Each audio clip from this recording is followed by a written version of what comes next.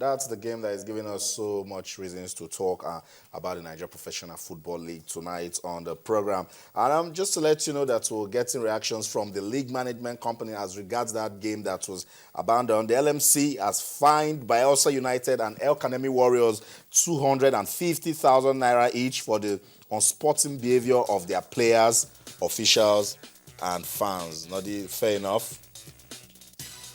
Fair enough. Well, that's coming from the league management, the league body. They will gladly pay that.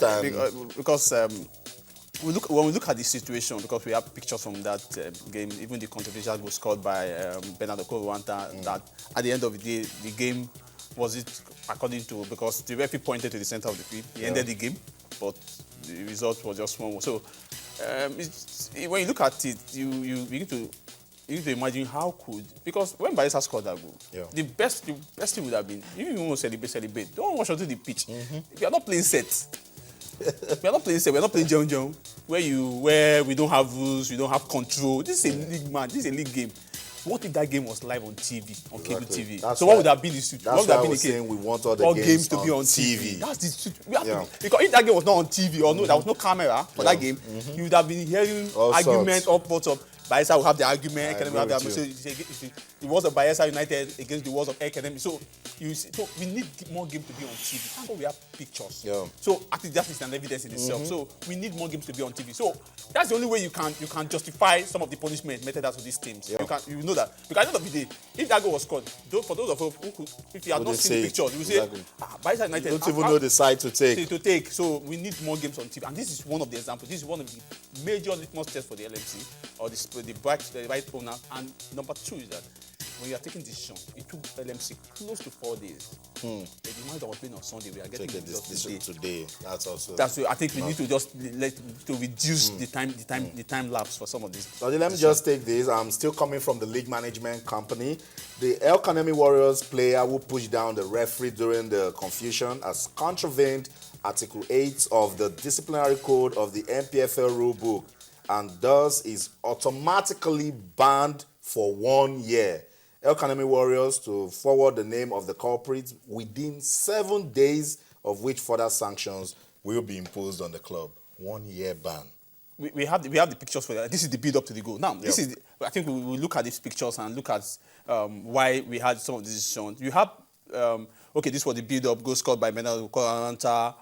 Saw Bayelsa players from the bench rush onto the pitch. You saw fans from the other end rush onto the pitch. Why? This is not set. This is a league game. They rush onto it because they scored a last-minute goal. So they rush onto the pitch. So in itself, it's encroachment. It's a breach of security. Then we have the issues with the linesman and the referee with academy players going to. If you want to protest, you protest. But our ways of protesting, it's not all the players. You have your captain. Your captain have done that. But this was the incident, and so we look at it and look at some of the offences as alleged by the from what we are seeing in the picture. So you look at this is a league game. Decisions have been made. Is it enough for a team? Because they left the referee. Now the referee actually reported that it was a goal first. Then suddenly he discovered that the linesman was under threat. He ran to that end. He ran to that, and there was an academy player following the referee.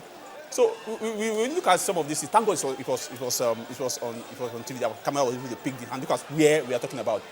This is where you're talking about. Now, who is the player? Who is the offender? Who is the offender? So who was the offender? You can't say because. Now, the only person that can appoint the player is the goalkeeper because he's the one that put on a different shirt altogether. The other person will put on yellow. You can't say who pushed the referee. Only the goalkeeper can identify the player that pushed the referee. That's just it. Because the other player will tell you, I didn't. They will deny. But the goalkeeper can. I think the goalkeeper should have been banned. So that the goalkeeper will come out and tell you who is the culprit itself. So I think it's a clear decision. So you don't do this. This was an incident where officials of academy asked their players to they won't continue the game after that goal was scored. It's still an offense. Not a good one for our football. Totally not acceptable. Misconduct and violence should not be encouraged in our domestic football. And I'm looking at all of this. The LMC is coming out, giving punishment. What is their blame in all of this? you can't fault the LMC, even though you want to say, because the security at match venues is the responsibility of the state FA. The host state FA. The host state FA. Security at match venue is the responsibility of the host state FA. Why you have to say how many policemen should be at the stadium? In the past, we used to have 50 policemen, but now they said, okay, we can have the mix up. You mix a blend of both the police, the civil defense, and some other security agents, so that you can have a varieties of security agents at match venues. But how many policemen were at this stadium? When the goal was scored, you could hardly find a policeman. It was when the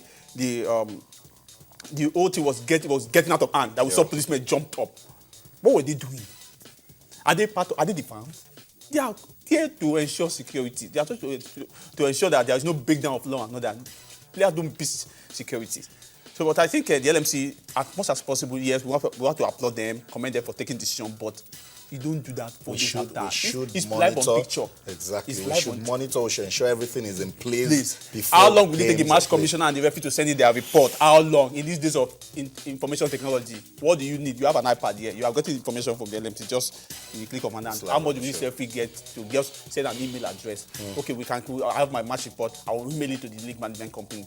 How long will it take the LMC to study this in line with their law? Exactly. So that we'll know what's going on, because it has taken so long. Okay, let's leave the Nigerian Professional Football League. We just hope that all of these problems will be settled, and we'll have a good domestic league in this country. Now, the Nigerian National League Division A with 10 fixtures, and that's another one for us to look forward to. Yeah, when we have some of the traditional teams, we have the likes of Kwara United taking on Adamawa United, Sokoto against Pt2, Kogi against Niger Tornadoes. And these are the pictures. Thank you for our graphic guys. Kogi against Niger Tornadoes. DSL, that is Dynamic Sports Solution, Kaduna, will be taking on Jigawa Golden Staff. Mighty Jets against FRSC, Chip against Spotlight of Katsina. Some other pictures will be coming up. Francis Beast against Plateau United, Supreme Court against Nigerian Prison. This week 10 of the Division B, that is down south. We have big games. We have Gabos will be taking on Abia Comet. We have ABS against Prime FC, Aqua Starlet against Bender Insurance, Unisem against Go Round. We have Remo Stars against Stationary Store, rebranded Stationary Store. They had massive signing. Signed 25 players, 7 players from the squad that started the first standard before the league went on the transfer window.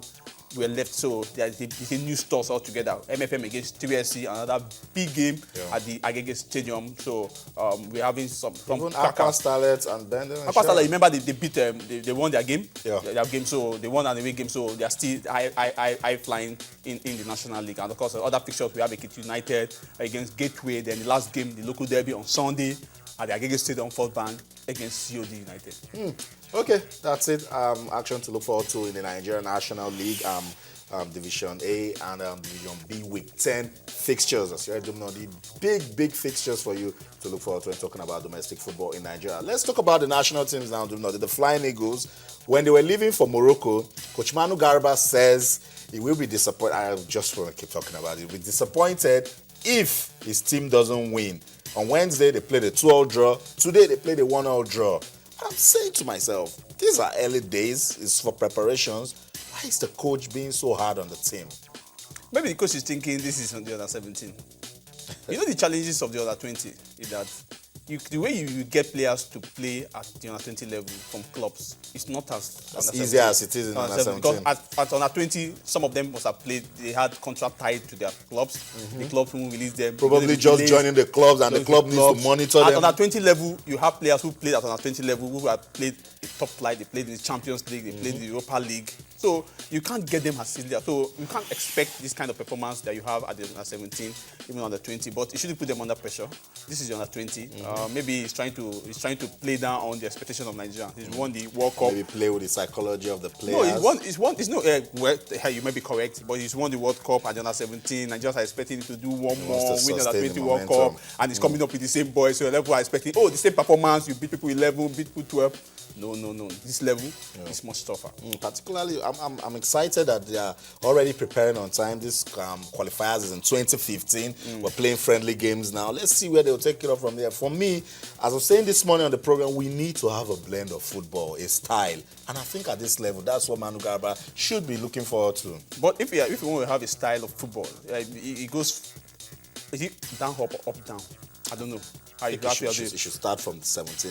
No, because it's the same players that majority of these under 20 players are the boys. Yeah, that's why I said if you have some kind of arrangement, a structure where you have players who play under 17, under 20. You know, the Olympic is 2016.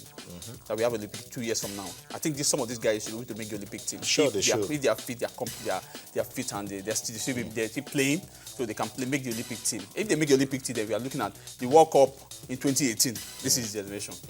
Okay, Dumno, we'll go on a quick break now. But just to let you know that the Golden Eaglets, they are also getting ready for the WAFU Invitational Tournament. Remember, that tournament will be played in Togo, and Coach Emmanuel Amunike has been, building a team that can, to an extent, replicate what was done under Coach Manu Garba. Okay, we'll go on a quick break now. On sports this morning, we were expecting the draw to read Real Madrid against Chelsea, and when it was done, it's going to be Atletico Madrid playing Chelsea. Club that you know as well, no? Take a quick look at the draw for this year's Europa League and UEFA Champions League. I'll come back. I brought back Omar Akatuba. Let's just put an icing on the cake as regards that discussion. We'll be right back. Stay. And it is FC Bayern München, the German champion and the title holder, 5 times winner of this competition, Bayern München. Club Atlético de Madrid. Club Atlético de Madrid, semi-finalist.